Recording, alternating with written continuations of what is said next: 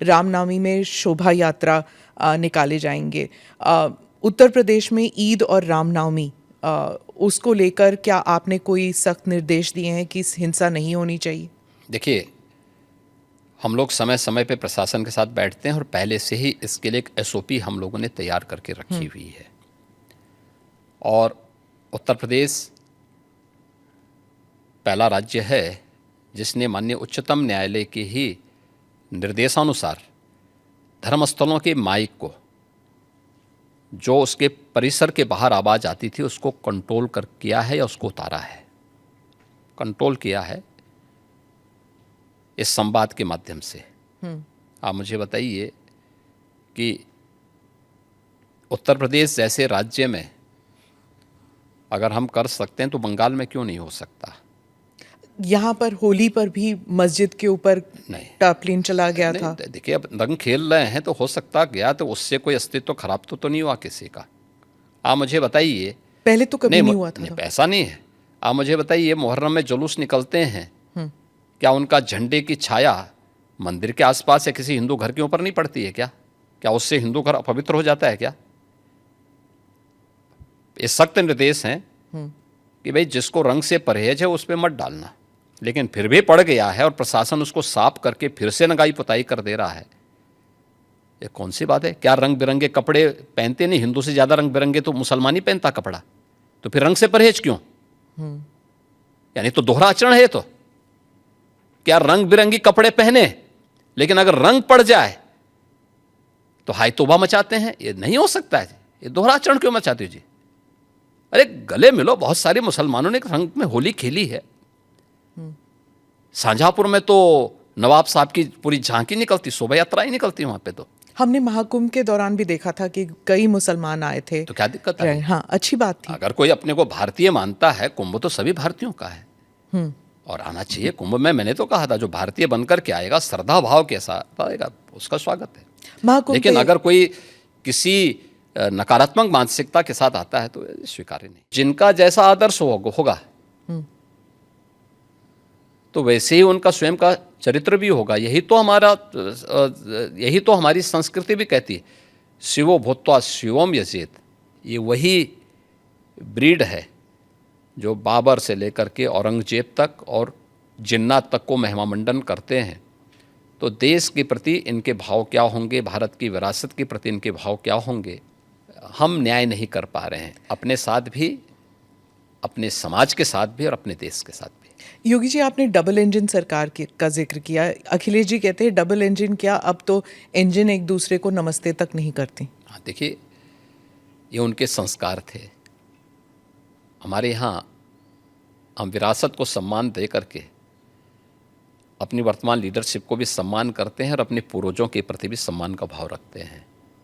लेकिन जिनके आदर्श औरंगजेब हों तो उनका आचरण भी उसी प्रकार का जरूर होगा और लोगों ने देखा भी अपनी आंखों से। आप क्यों कहते हैं कि उनका औरंगजेब उनके लिए आदर्श हैं? क्योंकि वो औरंगजेब को महिमामंडित कर रहे हैं। वे सब लोग उस कैटेगरी में खड़े हो चुके हैं। उनके नेताओं ने मुंबई से लेकर के लखनऊ तक, ये सभी लोग तो महिमामंडन करने वाले लोग हैं। तो जिनका जैसा आदर्श होगा तो वैसे ही उनका स्वयं का चरित्र भी होगा। यही तो हमारी संस्कृति भी कहती है, शिवो भूत्वा शिवम यजेत। तो जो जिसकी पूजा करेगा उस जैसा ही बनता है।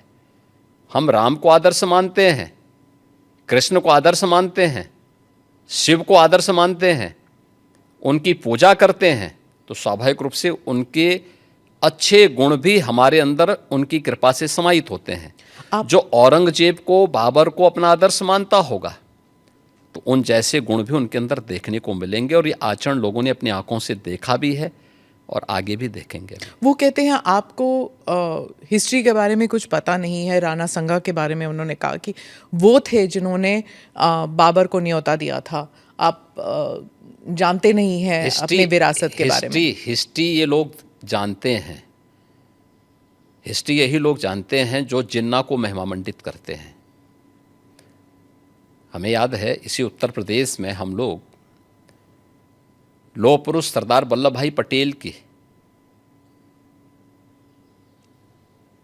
Unity, run up for unity के कार्यक्रम के साथ जुड़ रहे थे। हमने पूरे प्रदेशवासियों को इसके लिए आमंत्रित किया था। सरकार भी थी, भारतीय जनता पार्टी भी थी, सभी दलों को हमने आमंत्रित किया था। एक तरफ सरदार वल्लभ भाई पटेल जो भारत की एकता के आदर्श हैं, भारत की एकात्मता के शिल्पी हैं, हम उनके प्रति श्रद्धा का भाव व्यक्त कर रहे थे और ये लोग जिन्ना को महिमा मंडन कर रहे थे। तो ये वही कैटेगरी है, ये वही ब्रीड है जो बाबर से लेकर के औरंगजेब तक और जिन्ना तक को महिमा मंडन करते हैं। तो देश के प्रति इनके भाव क्या होंगे, भारत की विरासत के प्रति इनके भाव क्या होंगे, भारत के महापुरुषों के प्रति क्या इनके भाव क्या होंगे, ये अंदाज़ा इसी से लगाया जा सकता है। और ये लोग अवसरवादी भी हैं, इनको पलटी मारने में कोई देर नहीं लगेगी।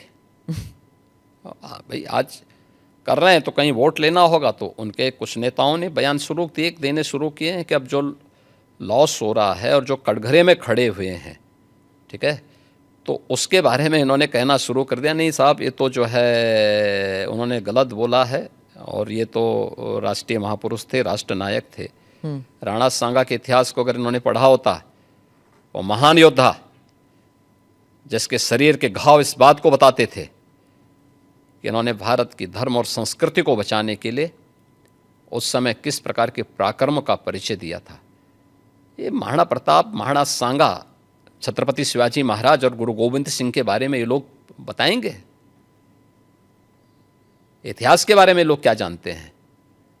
जो औरंगजेब और बाबर की पूजा करते हों, जो जिन्ना को अपना आदर्श मानते हों, इन लोगों से इसकी उम्मीद नहीं की जा सकती है। और आप विधानसभा में आपका एक भाषण भी था, आपने कहा था कि अगर औरंगजेब का महिमा मंडल कर रहे हैं, वो जो नागपुर में जो कर रहे हैं, उनको यूपी आना चाहिए, हम उनका इलाज कर देंगे। इलाज कैसे करेंगे आप? उपचार तो देखिए, किसी भी बीमारी का उपचार के अलग अलग केंद्र होते हैं, तो यूपी ऐसे लोगों को बहुत अच्छा उपचार देता है। उनकी जैसी डिमांड होगी उस प्रकार का उपचार दे देंगे। আমাদের ভিডিও ভালো লাগলে লাইক এবং শেয়ার করুন, কমেন্ট সেকশনে গিয়ে জানান আপনাদের মতামত। আরো ভিডিও পেতে আমাদের চ্যানেল সাবস্ক্রাইব করুন এবং প্রতি মুহূর্তে খবরের আপডেট পেতে প্রেস করুন বেল আইকন।